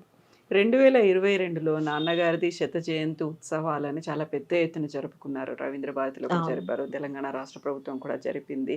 ఆ తర్వాత వాళ్ళ దగ్గర నుంచి ఏ హామీ రాలేదా, ఏ స్పష్టత ఏం లేదు దీనికి సంబంధించి? డిమాండ్ అనేది ఎప్పటి నుంచో ఉంది, నాన్నగారి ఆఖరి కోరిక అది. ఫ్యామిలీ మెంబర్స్గా మీరు అడుగుతూ ఉన్నారు, అది రాలేదు అసలు ఆలోచన. ఇంకా ఇప్పుడు ఏముందండి, కాంతారావు గారు అంటే కాంతారావు గారా ఎవరు అన్నట్టు ఉంది. ఇప్పుడు అయిపోయింది, ఇంకా జనరేషన్ గ్యాప్ వచ్చేసింది కదా మేడం, ఇప్పుడు చాలా వచ్చింది. ఇప్పుడు తర్వాత ఇప్పుడు మా మనవాళ్ళు, మా పిల్లలు, వాళ్ళ పిల్లలకి ఇంకా ఆ కాంతారావు గారు అంటే ఎవరో కూడా వాళ్ళకి తెలియకుండా పోతుంది. అప్పట్లో అన్నారు రామారావు గారి పేరు, నాగేశ్వరరావు గారి పేరు పుస్తకాల్లో రావాలి, హిస్టరీ బుక్స్ ఉంటాయి కదా పెట్టాలి, అది ఇది అన్నారు. అన్నప్పుడు ఎవరో అన్నారు కాంతారావు గారి పేరు కూడా రావాలండి, వస్తుంది అని అన్నారు. మరి ఇప్పటిదాకా అది వచ్చిందో రాలేదో మేము చూడలేదు. కొత్త బుక్స్లో, సోషల్ బుక్లో పెట్టాలి అనేసి ఒక ఇది వస్తుంది అని అయితే విన్నాం. మరి అది ఎప్పటికి వస్తుందో తెలియదు అనుకోండి. ఇప్పుడు రామారావు గారు, నాగేశ్వరరావు గారి పేర్లు వేసినప్పుడు మరి ఆటోమేటిక్గా ఈయన పేరు కూడా రావాలి కదా, ఈయనది కూడా రావాలి మరి ముగ్గురిది. మరి ఇప్పుడు కాంతారావు గారు లేరు, అమ్మగారు కూడా లేరు, మీ 5గురు పిల్లలు, మీ 5గురు ఏం చేస్తున్నారమ్మా, ఎక్కడున్నారు ఇప్పుడు? ఇద్దరు ఒక అన్నయ్య ఏమో చెన్నైలో ఉంటాడండి. ఇద్దరు అన్నయ్యలు చెన్నైలో ఉంటారు, వాళ్ళ పిల్లలంతా అక్కడే ఉంటారు. తమ్ముళ్ళు ఇద్దరు ఇక్కడే ఉంటారు, మల్లాపూర్లో ఉంటారు.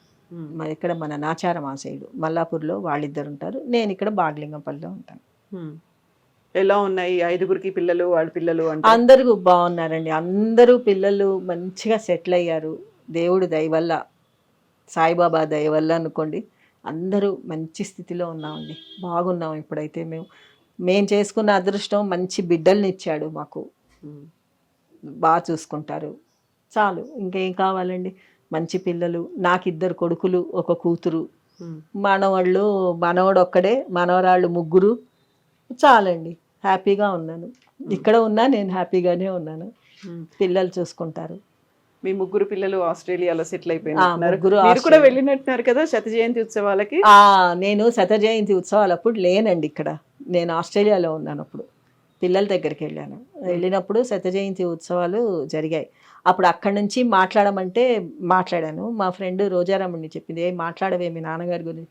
మేము చాలా క్లోజ్ ఫ్రెండ్స్ అండి, రోజారమణి నేను ఏమే అంటే ఏమే అనుకుంటా, అంత క్లోజ్ ఫ్రెండ్స్ అనమాట. సరే అప్పుడు మాట్లాడి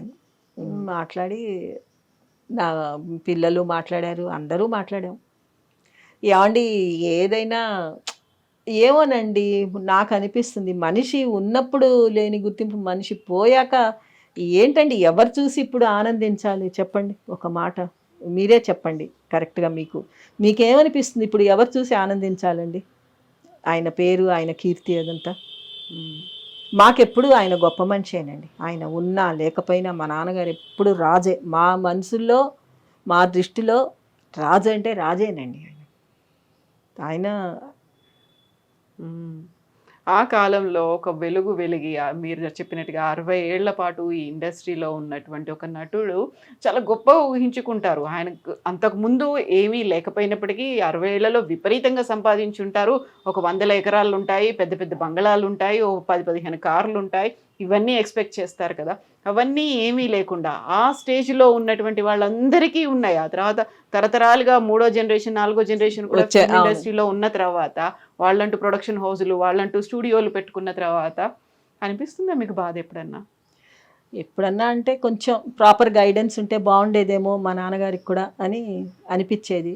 అప్పుడు కొంచెం ఫీల్ అయ్యేవాళ్ళం. మాకు కూడా మేనమామలు అట్లా ఎవరన్నా ఉండి ఉంటే కొంచెం ఒక బ్యాక్ బోన్ లాగా ఉండి ఉంటే బాగుండేది, సపోర్ట్ ఉంటే, ఫ్యామిలీ సపోర్ట్ ఉంటే బాగుండేదేమో. గట్టిగా మందలించేవారు మా నాన్నగారిని, ఎందుకు అన్ని సినిమాలు తీస్తుంది. ఇప్పుడు ఆయనకి ఏంటంటే మోనార్క్ లాగా అయిపోయాడండి మా నాన్నగారు. ఆయనే రాజు, ఆయనే మంత్రి, ఆయనే అన్నీ. ఆయన మా నాన్నగారికి ఎవరన్నా ఏదైనా చెప్తే వినిపించుకునేవాడు కాదు. ఆయనకు తోచాలి, అది చెయ్యాలి అంటే అది చెయ్యాల్సిందే, ఇంకా ఏమన్నా కానివ్వండి, అసలు వినిపించుకునేవాడు కాదు. అదేదో సామెత ఉంది, ఎవరో ఎవరికంటో బలవంతుడు అన్నట్టు, మూర్ఖుడు రాజు కంటే బలవంతుడో ఏదో అట్లా మా నాన్నగారు. లేకపోతే సంపాదించిన, నిజంగా ఆయన సంపాదించిన సంపాదన జాగ్రత్త చేసి ఉంటే అసలు లైఫ్ ఈరోజు వేరే రకంగా ఉండేది. స్వయంకృత అపరాధం అంతా చేతులారా చేసుకున్నారు. మేము కూడా ఎప్పుడు బాధపడలేదండి. ఆయన సంపాదించుకున్నాడు, ఆయన ఇష్టం. ఆయన లేదు మిగల్చలేదు అని ఏం లేదు. చాలండి, చదువులు ఇచ్చాడు, బతకటానికి రెక్కలు ఇచ్చాడు, మీ బతుకు మీరు బతకండి అన్నారు. ఓకే, మిగతా వాళ్ళలాగా ఓ ఆస్తులు అంతస్తులు ఇవ్వకపోయి ఉండొచ్చు, మేము వాటి మీద పెద్ద మోజు పడలేదండి. మాకు ఆస్తులు కావాలి, ఇంకా పెద్ద ఇది కావాలి ఏమండి, మేము ఒకటే కోరుకున్నామండి, ఆయన బతికున్నప్పుడు లేని సుఖాలు, లేని కోరికలు మాకు లేవండి. ఆయన బతికున్నప్పుడు అవన్నీ తీర్చి ఉంటే వేరే రకంగా ఉండేదేమో మా లైఫ్ కూడా. ఆయన కోరికలు ఏది తీరలేదు కదండి ఆయన బతికున్నప్పుడు. మెల్లిమెల్లిగా ఆయన ఆస్తి ఆయనే కరిగించుకుంటూ వచ్చారు కాబట్టి అప్పటికి మీకు ఒక 400 ఎకరాలు ఆయనే ఆ ఫిల్మ్ ఇండస్ట్రీలో ఉన్నప్పుడు అంతా ఉంటే మీకు కొంచెం ఏదైనా బాధ ఉండేదేమో. ఆ తర్వాత మెల్లిగా పోయింది కాబట్టి లైఫ్ అనేది అడ్జస్ట్ అవుతూ వచ్చింది అట్లా అంతే. కానీ లాస్ట్లో పాపం బాధపడ్డారులేండి, ఆఖరణ ఫీల్ అయ్యారు. హాస్పిటల్లో ఉన్నప్పుడు అప్పుడు ఫీల్ అయ్యారు, నేనేమి మిగల్చలేదు మా అమ్మతో, హైమా నేనేం మిగల్చలేదు కదా పిల్లలకి, నీకు నేనేమీ ఇవ్వలేదు, ఏం మిగల్చలేదు, చాలా తప్పు చేశాను హైమా, పొరపాటు చేశాను. మా అమ్మ పేరు హైమావతి, హైమా ప్రొడక్షన్స్ అని హేమ పిక్చర్స్. మా అమ్మ పేరు హైమావతి అండి, హైమా అనేవారు. చాలా పొరపాటు చేశాను హైమా నేను అనేవారు. సర్లేండి పర్వాలేదు, మీరు సంపాదించారు, మీరు ఖర్చు పెట్టుకున్నారు, తప్పే ఉంది, ఎవరు అడుగుతారు ఇప్పుడు దాని గురించి, ఎవరు అడగట్లేదు కదా మిమ్మల్ని, ఎవరు ప్రశ్నించట్లేదు కదా, మీరు ఎందుకు బాధపడతారు అనేది. మేము కూడా ఇంకా అట్లాగే అనుకున్నామండి. ఆయన సంపాదించుకున్నాడు, ఆయన ఇష్టం, ఆయన అడిగేది లేదు మాకు. ఓకే, రైట్ లేదు అనను, అడగచ్చు, ప్రశ్నించవచ్చు మేము కూడా. మా తాతగారు ఇచ్చిన ఆస్తి మొత్తం ఏమండి అది వాళ్ళ నాన్నగారు ఆయనకి ఇచ్చారు కొడుకుగా, మా నాన్నగారు ఇచ్చిన ఆస్తి మేము నిలబెట్టుకోలేదు. మేము ఆయన సినిమాలు అంటే మేము కూడా సరే అన్నట్టు నోరు మూసుకున్నాం. ఏమో ఆ రోజుల్లో మేము అబ్జెక్ట్ చేస్తుంటే కొంచెం ఏమన్నా ఆగేవారేమో ఆయన.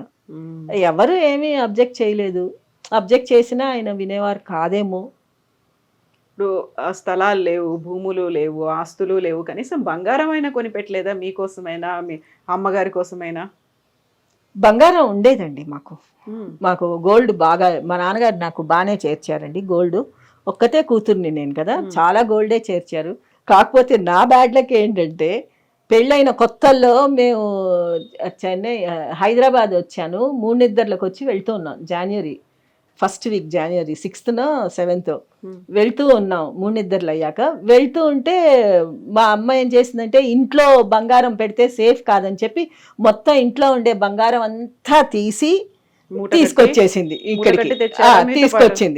తీసుకొచ్చేసిన తర్వాత ఏం చేసింది, సరే వెళ్ళేటప్పుడు అదంతా ఆ ఇంట్లో ఎవ్వరు ఉండరు కదండి, పని వాళ్ళ మీదనే వదిలేసాం ఇల్లు, అందుకని చెప్పి వెళ్ళేటప్పుడు ఏం చేసింది, సరే సూట్ కేసులో మొత్తం కింద పేర్చేసింది అనమాట, గోల్డ్ అంతా పేర్చి కొన్ని కొత్త చీరలు పైన పెట్టేసి సూట్ కేసు లాక్ చేసి పెట్టుకుంది. మొత్తం 80-90 తులాల దాకా ఉందిలేండి గోల్డ్ అప్పట్లో. అయితే మొత్తం పెట్టేసి ఇంకా ట్రైన్ దీంట్లో మాది అప్పుడు ఈ బోగి వచ్చేది, లేడీస్ కంపార్ట్మెంట్ అని ఉండేది కదా, దానికి ఎదురుగుండా సీట్లో మా అమ్మ ఉండేది. ఆ కింద పెట్టుకుంది సూట్ కేసు, ఆ దీని కింద బర్త్ కింద సూట్ కేసు పెట్టుకుంది. అప్పటిదాకా మెళుకుగానే ఉందండి, చీరాలకి ఒంగోలుకి మధ్యలో కొంచెం నిద్ర పట్టింది, కళ్ళు తెరిచి చూసేసరికి సూట్ కేసు లేదండి, లాగేశాడు. మీరు లేరా అప్పుడు? మేమున్నాం, మేము క్యాబిన్లో పడుకున్నాం. అన్నిటికంటే ఘోరమైన విషయం ఏంటంటే మా తమ్ముడు చూస్తూ ఉన్నాడండి. మా తమ్ముడిది 42 48 వాడి బర్త్, అప్పర్ బర్త్ పైన. వాడెవడో ఇంకెవరిదో సూట్ కేసు లాగటం చూశాడు, మా సూట్ కేసు తీయటం చూడలేదు. ఇంకొక ఆవిడ కూడా క్యాబిన్ లో ఉంటే ఆవిడ బ్యాగ్ లాగటం చూశాడు. ఆ చూసినప్పుడు దొంగ దొంగ అని అక్కడి నుంచి వాడు ముసుకేసుకొని అరిచినా అందరు లేచేవారేమో. వాడికి భయం వేసి ముసుకేసుకొని పడుకున్నాడు. వాడు హ్యాపీగా పెట్టె తీసుకున్నాడు, మా పెట్టె తీశాడు.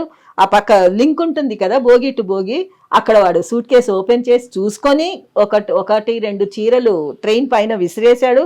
ఓహో లాభం ఉంది, బంగారం కనిపించింది కదా, మాయమైపోయాడు. సూట్ కేసుతో సహా దిగిపోయాడు. ఇది ఏంటంటే మా తమ్ముడు చూస్తూ నోరు మూసుకోవటం పిరికితనం. అట్లా పోగొట్టుకున్నామండి బంగారం. మా నాన్నగారు చాలా చేయించారు. ఇంకా తర్వాత మళ్ళీ ఇంకా నాకైతే ఎక్కువ ఇంట్రెస్ట్ లేదు మేడం గోల్డ్ మీద, ఉన్నమాట చెప్తున్నాను, నాకు ఇంట్రెస్ట్ లేదు. ఇప్పుడు మా కోడళ్ళు కూడా మంచి గోల్డ్ తోటే బాగానే పెట్టారు, వాళ్ళకి కూడా వాళ్ళు హ్యాపీగా బాగున్నారు మేడం. ఎందుకండి ఏం చేస్తాను, మీరు ఎందుకు ఒక్కరే ఇక్కడ ఉంటున్నారు, ముగ్గురు అక్కడే ఆస్ట్రేలియాలో ఉన్నప్పుడు? ఏమండి మన లైఫ్ వేరు, అక్కడ లైఫ్ వేరు మేడం, మనం అడ్జస్ట్ అవ్వలేము. ఉన్నమాట చెప్తున్నా. పిల్లలు పాపం ఎప్పుడు అంటారు, అమ్మ వచ్చేసే ఇక్కడ ఉండిపో, మాతో ఉండిపో, నీకు కూడా పిఆర్ అప్లై చేస్తాను. నేను అన్నాను, మీరు పిఆర్ అప్లై చేస్తారా, మరి మీరు అందరూ జాబ్స్ చేసుకోవటానికి వెళ్ళిపోతారు, కోడళ్ళు వెళ్ళిపోతారు, కొడుకులు పిల్లలు అంతా స్కూళ్ళకి. నేను ఒక్కదాన్ని వంట చేయాలి, ఎంతసేపు అని వంట చేసుకుంటాను, అది ఎంతసేపట్లో అయిపోతుంది. ఆ తర్వాత ఇంకేముందండి, టైంపాస్ ఏం తోచదు, బోర్ కొడుతుంది. ఇప్పుడు ఎక్కడికన్నా నేను వెళ్ళాలి అంటే కూడా పిల్లలు వచ్చేదాకా ఆగాలి, వాళ్ళే తీసుకెళ్ళాలి, లేకపోతే మనకేం తెలుసండి రూట్స్, అది మనకేం తెలియదు అక్కడ దారులు.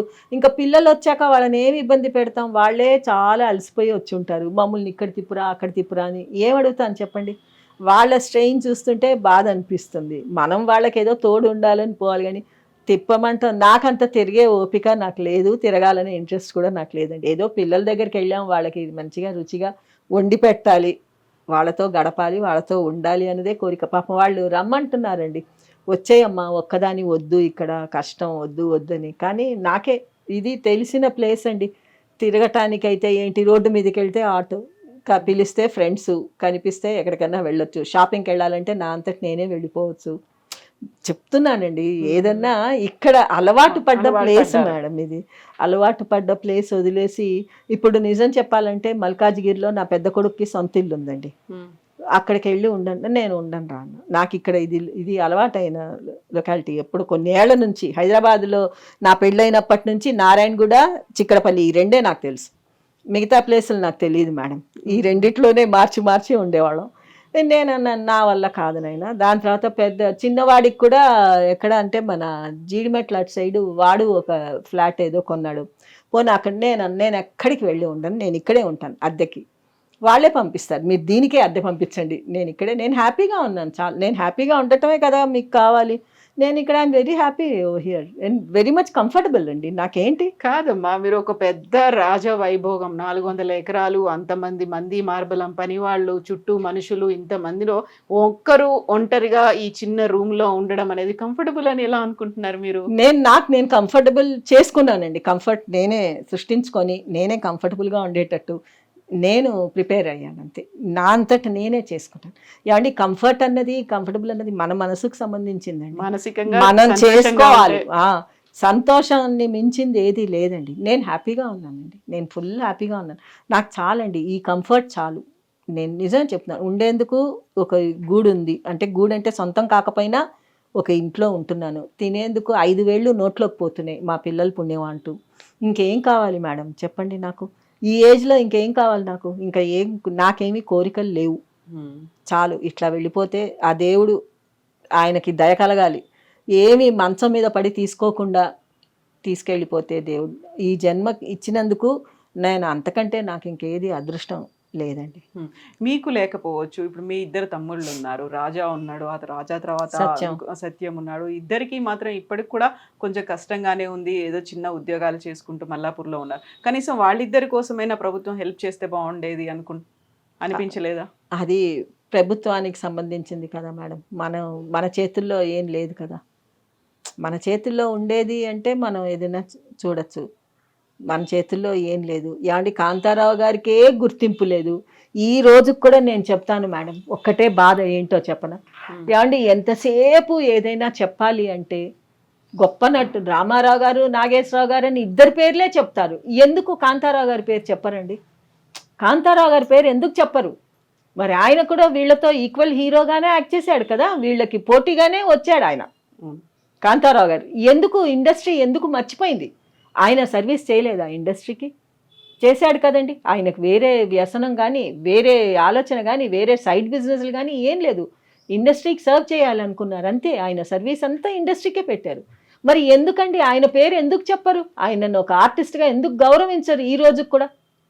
ఇప్పుడు ఏదో మాకేదో ఇచ్చేయండి అని మేము అడగట్లేదు. ఆయనకు దక్కాల్సిన గౌరవం కనీసం అదన్నా దక్కనియండి.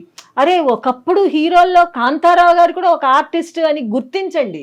మేము అడిగేది అదొక్కటే, ఒక గుర్తింపే కోరుతున్నాం. కానీ ప్రభుత్వాలు ఇచ్చే వరాల కోసమో, వాళ్ళు ఇచ్చే ఇళ్ల కోసమో, వాళ్ళు ఇచ్చే డబ్బుల కోసమో మేము కోరుకోవట్లేదండి. మేము దేవుడి దయ వల్ల అంత నీచంగా అయితే లేవు. కాకపోతే ఆయనకి గుర్తింపు ఎందుకు ఇవ్వటం లేదు? ప్రభుత్వం ఇవ్వట్లేదు, మనుషులు ఇవ్వట్లేదు, ఎవరు ఇవ్వట్లేదు. గుర్తింపు అంటే ఎలా అంటారమ్మా? ఎలా గుర్తించాలంటారు? అయ్యాండి ఇప్పుడు గుర్తించాలి అంటే ఎంతమందికో ఆర్టిస్టులకి ఎంతో చేస్తూ ఉన్నారండి. ఇప్పుడు ప్రభుత్వం చేస్తుంది. ఏమండి కాంతారావు గారికి చేయలేరా వాళ్ళు? ఆయన ఒక ఆర్టిస్ట్గా వాళ్ళు గుర్తుపెట్టుకోలేరా? ఎక్కడ పోయినా చెప్తే 2 పేర్లే చెప్తారు కానీ 3వ పేరు చెప్పలేరా? మీరు చెప్పి మీరేదో ఇయ్యమని కాదు కదా మేము కోరుకునేది. అరే అట్లాంటి ఆర్టిస్ట్ ఒక ఆయన ఉండేవాడు అని చెప్పుకోండి. నెక్స్ట్ జనరేషన్కి తెలియనియండి. కాంతారావు కూడా ఒక హీరో అని తెలియనియండి. ఏమండి ఆయన రాజండి. ఆయన వేసినవన్నీ రాజకుమారుడి వేషాలు. నిజంగా రాకుమారుడే మా నాన్నగారు. ఇప్పుడు వాళ్ళెవరో గుర్తించలేదు, ప్రభుత్వం మాకు వద్దు, మా పిల్లలు అందరూ ఒకటే, వాళ్ళెవరో గుర్తించటం ఏంటి? అవసరం లేదు. ఆయన మాకందరికి తెలుసు. ఏమండి ఆయనకి అభిమానులండి, అభిమానులు ఈ రోజుకి కూడా నేను చెప్తున్నాను. నేను ఇక్కడ ఉన్నా సరే ఇప్పుడు తెలుసుకొని వస్తారండి కొంతమంది. అమ్మ మీరు కాంతారావు గారు అమ్మాయా అంటే అవునండి అంటే చాలా సంతోషం అమ్మా, మిమ్మల్ని చూసాము, మేము మాట్లాడగలుగుతున్నాం. వాళ్ళకి అది ఏంటో అందులో ఏం ఆనందం వాళ్ళు పొందుతున్నారో తెలియదు. కానీ ఏమండి మాకైతే చాలా గర్వంగా ఉంటుందండి. నిజం చెప్తున్నాను. ఆయన కడుపున మేము పుట్టినందుకు ఈ జన్మకి ఈ అదృష్టం చాలు దేవుడా, ఇంతకంటే ఇంకా వద్దు నాకు అదృష్టం. ఆయన బిడ్డగా పుట్టించావు, మళ్ళీ జన్మ ఉంటే ఆయన కడుపులోనే పుట్టించు, ఆయన బిడ్డలుగానే పుట్టించు మమ్మల్ని. మిగతా వాళ్ళు ఎట్లా ఉన్నారు, నాకు మాత్రం ఆయన కూతురుగానే పుట్టాలని ఉందండి. కాంతారావు గారు 60 ఏళ్ల పాటు సినీ ఇండస్ట్రీలో ఉన్నప్పటికీ చివరి రోజుల్లో మాత్రం ఆయన రియలైజ్ అయ్యారు, అయ్యో ఇలా కాకుండా ఉంటే బాగుండేది, జాగ్రత్త పడి ఉంటే బాగుండేదేమో, పిల్లలకి ఏదైనా మిగిలిస్తే బాగుండేదేమో, మా ఆవిడకి ఏదైనా మిగిలిస్తే బాగుండేదేమో, ఈ కండిషన్ లో కాకుండా ఉంటుంటే. ఆఖరిని ఆయన ప్రాణం కూడా ఎట్లా పోయిందో తెలుసా అండి? హాస్పిటల్లో బెడ్ మీద ఉన్నారు, ఇంకా నైట్ చచ్చిపోతారు, 10 o'clockకి పోతారు అన్నప్పుడు సాయంకాలం టైంలో అందరూ వచ్చారు, చాలామంది వచ్చారు, చూశారు, వెళ్ళారు. వెళ్ళిన తర్వాత ఇంకా మేము ఆయన కడుపున పుట్టిన 5 పిల్లలు మేము ఆయన మంచం చుట్టే ఉన్నామండి. మంచం చుట్టుంటే ఇంకా అర్థమైపోయింది. డాక్టర్ చెప్పాడు ఇంకా హోప్స్ లేదండి, is just counting hours are minutes maybe అన్నాడు. సరే అనేసి అందరం తులసి నీళ్లు తెచ్చి పోసామండి, ఆయన గొంతుకులో పోసినా కూడా ఆయన ప్రాణం కొట్టుకుంటూ ఉందండి, పోలేదు. చూస్తూ ఉన్నారు, అందరినీ కళ్ళతో చూస్తున్నారు కానీ ఏమి మాట రావట్లేదు. ఏదో చెప్పాలనుకుంటా మాట అప్పుడు మా అన్నయ్య టక్కుమని వెళ్ళి మా నాన్నగారు 2 చేతులు పట్టుకొని, నాన్న నువ్వేమి బాధపడకు, తమ్ముళ్ళని చెల్లెల్ని అమ్మని నేను చూసుకుంటా, నువ్వేం బాధపడకు నాన్న అని ఆ మాట అన్నాడండి. అన్న తర్వాత కంట్లోంచి ఒక్క చుక్క నీరు ఇట్లా కారిందండి సైడ్ నుంచి, అంతే. ఆ ఒక్క మాట విన్నారండి.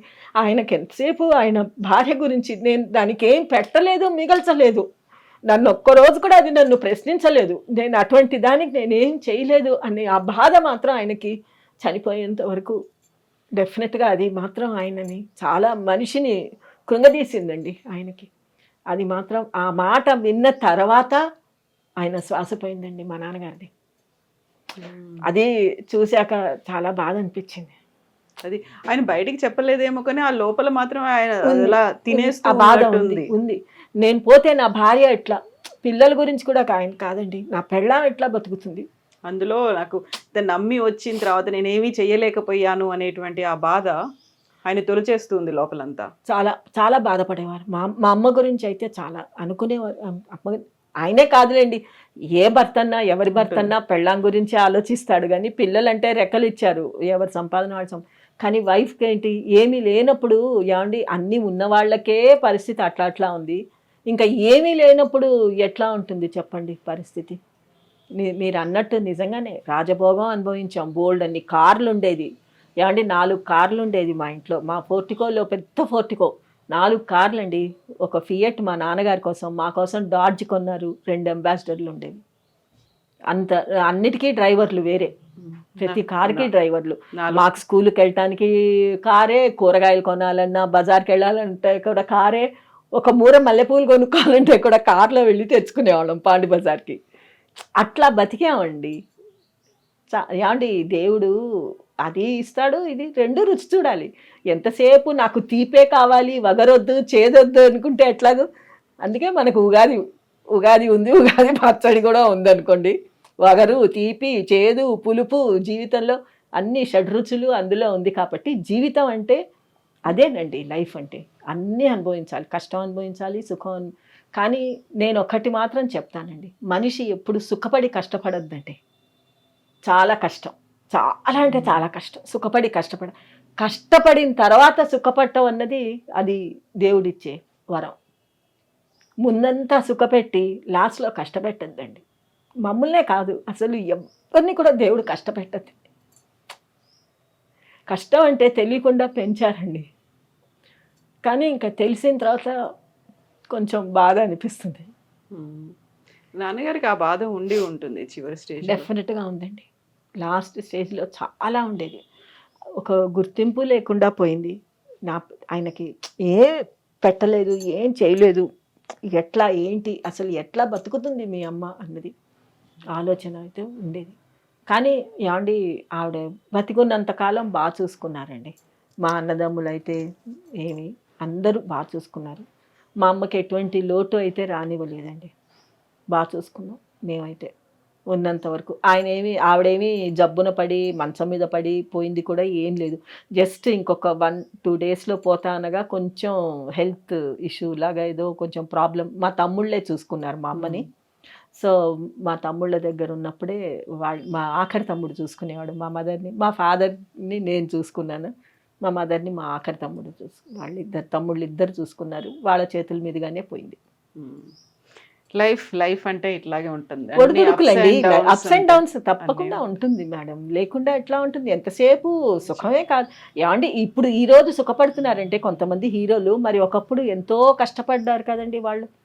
ఆ కష్టం వల్లే కదా వాళ్ళు ఈ రోజు సుఖం అంటే ఏంటో తెలిసింది. ఇప్పుడు పెద్ద పెద్ద హీరోలు ఏమండి, చిరంజీవి గారు మొదటంతా చాలా కష్టపడ్డారు కదండి. ఆయన కూడా పాపం కష్టపడే కదా పైకి వచ్చాడు.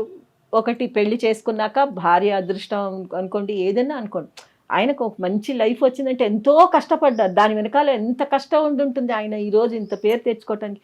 ఆయనే కాదండి, ఎవరైనా సరే, ఒక ఆర్టిస్ట్ అన్నవనివ్వండి, ఒక మనిషి, ఒక హ్యూమన్ బీయింగ్ అన్నవాడు కష్టపడ్డ తర్వాతే సుఖపడి మంచి పేరు తెచ్చుకుంటారు.